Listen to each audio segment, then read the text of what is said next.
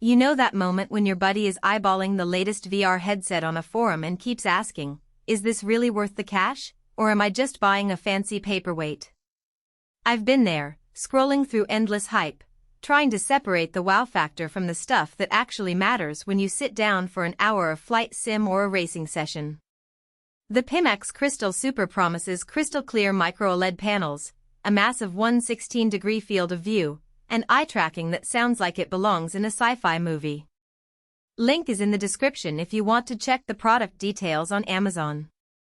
Before you throw your hard-earned money at it, let's walk through what it's like to set it up, what you'll actually see day to day, and who should really be excited about it versus who might be better off waiting.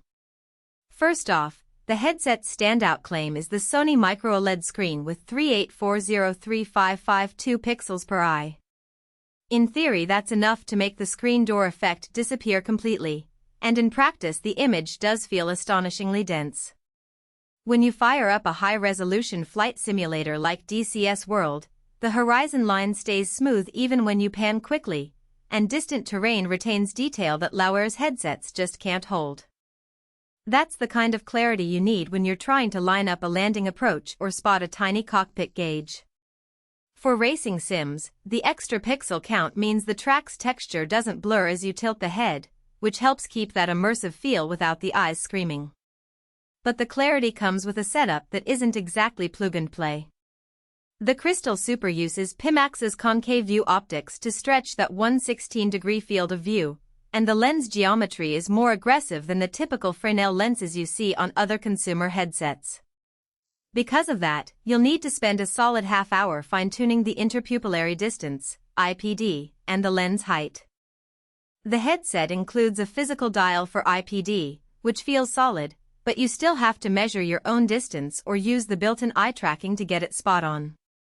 If you walk away from the adjustment too quickly, you'll notice a subtle fisheye distortion at the edges, especially in fast-moving scenes. In short, the headset rewards patience. It's not something you can just strap on and forget. Speaking of eye tracking, that's another major selling point. The Crystal Super is DF-ready, meaning it can dynamically foveate render resolution based on where your eyes are looking.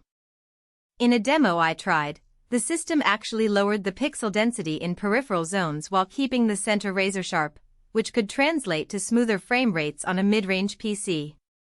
However, the eye-tracking hardware isn't a standalone solution. It still relies on a decent GPU to feed enough frames, otherwise you'll end up with a choppy experience despite the foveated rendering.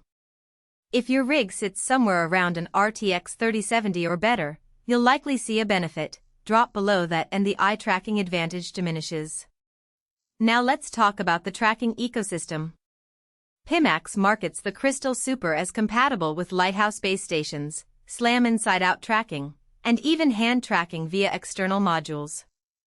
In my test, the Lighthouse setup gave the most stable positional data, especially for full-body cockpit rigs where you're leaning and twisting a lot. The SLAM solution, while convenient because it needs no external hardware, struggled a bit when I moved quickly across a bright window. Some jitter crept in, and the headset occasionally lost its reference point for a split second. If you already own a Valve or HTC base station system, the Crystal Super can slot right in, but if you're starting from scratch you'll need to budget extra for those sensors or accept the less robust SLAM mode. What about the everyday ergonomics? The headset's shell is a mix of matte plastic and a softer foam padding. It's lighter than the older Pimax 8K models, but the wider field of view means the lenses sit further forward, which can push the headset's center of gravity toward your nose. For shorter sessions, say 30 minutes of casual gaming, it feels fine, but after an hour the pressure on the bridge can become noticeable. People who wear glasses might need to add an extra spacer. The built-in adjustment can accommodate most prescriptions, but the clearance isn't as generous as on some competing headsets. So, if you have sensitive noses or need to wear glasses for long periods, you might want to try it on first or look at aftermarket comfort kits. Battery life isn't a concern here because the headset draws power from a tethered cable, but that cable is thicker than the typical USB-C link you see on standalone headsets. It's a proprietary cable that carries video, power, and tracking data all at once, and it's not the most flexible. When you're moving around a large play space, you'll find yourself constantly repositioning the cable or using a ceiling-mounted retractable system to avoid tripping. If you're used to the freedom of a wireless headset, this will feel like a step back. So, who should actually consider buying the Pimax Crystal Super? If